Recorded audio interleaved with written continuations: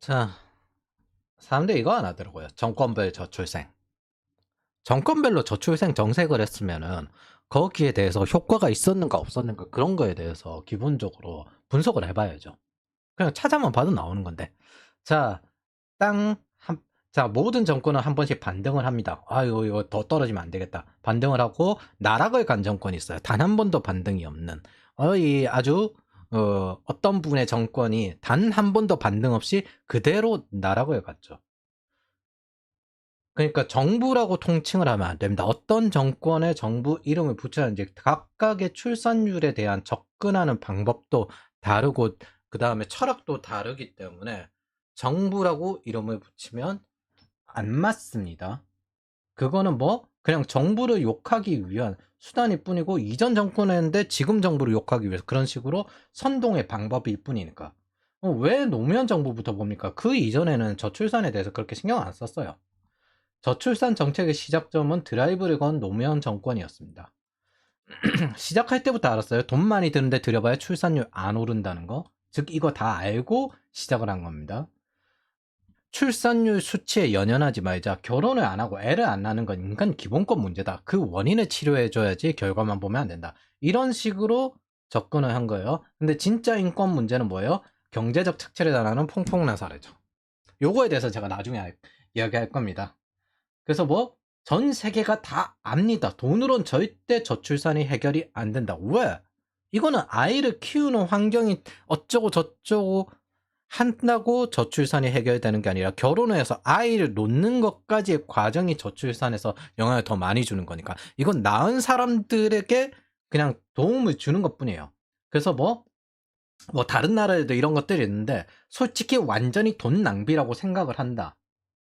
그러면 우리는 처음부터 저출산이 출산율 반등을 한다는 개념으로 한 게 아니라 그냥 좀 더 잘 살 수 있게끔 도와주는 측면에서 접근한 것 뿐입니다. 인권적인 측면. 이게 뭐 진보계통의 첫 시작점이에요. 그래서 그때부터 계속 싸우고 있죠. 선별복지냐, 보편복지냐. 아동 가족 중심이냐, 여성 중심이냐. 예. 그래서 여성의 사회 진출 유지에 대해서는 밀턴 프리드먼의 신자유주의 가치적으로 측면이 있습니다. 여러분들이 제가 그 이야기를 했는데 지금 현재 가부장제 시스템이 산업화 이후에 튀어나온 거는 대공황 이후부터 케인즈주의가 적용이 되었는데 뉴딜이 대공황을 해결을 못했잖아요. 그런데 어떻게 하니까 돼요? 쌩쌩한 나이대를 군대로 보내고 아동은 학교로 보내고 그 다음에 노인은 은퇴시키고 여성은 가정으로 돌려버리니까 남성만 일하니까 되더라. 경제가 돌아가더라. 자, 근데 신고전주의를 생각을 해보세요. 대공황 이전에. 그 당시에 루이스 아인이 아동 노동의 문제점을 사진을 찍어서 올렸죠. 4살, 6살 이런 애들도 농장에서 일을 하고 공장에서 일을 하던 시대였습니다. 그런데 전업주부라는 개념이 있었을까요?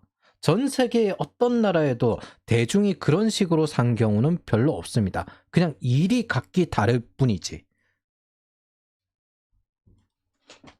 그런데 케인즈주의가 들어오고 얘네들은 기본적으로 일자리가 항상 부족하니까 요런 방식으로 어떻게 경제성장 내수선순환의 방법을 찾아낸 것 뿐입니다.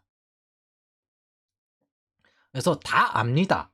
돈 때려박아도 절대 저출산은 해결이 안 난다. 거기에 아시아의 특유 문화가 있어요. 지금 동남아시아까지 연결이 되는데 동아시아는 유교 플러스 산업화가 되니까 와 아이를 정말 안 낳더라. 서구는 그래도 돈 주면 어느 정도 낳거든요. 근데 동아시아는 돈 받아도 안 난다. 이게 동아시아 쪽에 있는 저출산인데 이게 맨 밑에 있는 게 한국이에요. 그 위에는 뭐? 일본. 그 위에 중국. 요렇게 있습니다. 그러면은 미국으로 가서 낳느냐? 맨 아래에 있는 게 한국인데 살짝 올랐어요. 한국이. 살짝 올랐고 그 다음에 요 바로 나락으로 더 빡세게 내려간 게 일본. 그럼 그 위에 중국. 그래서 그 동아시아 3국을 합쳐보니까 CJK.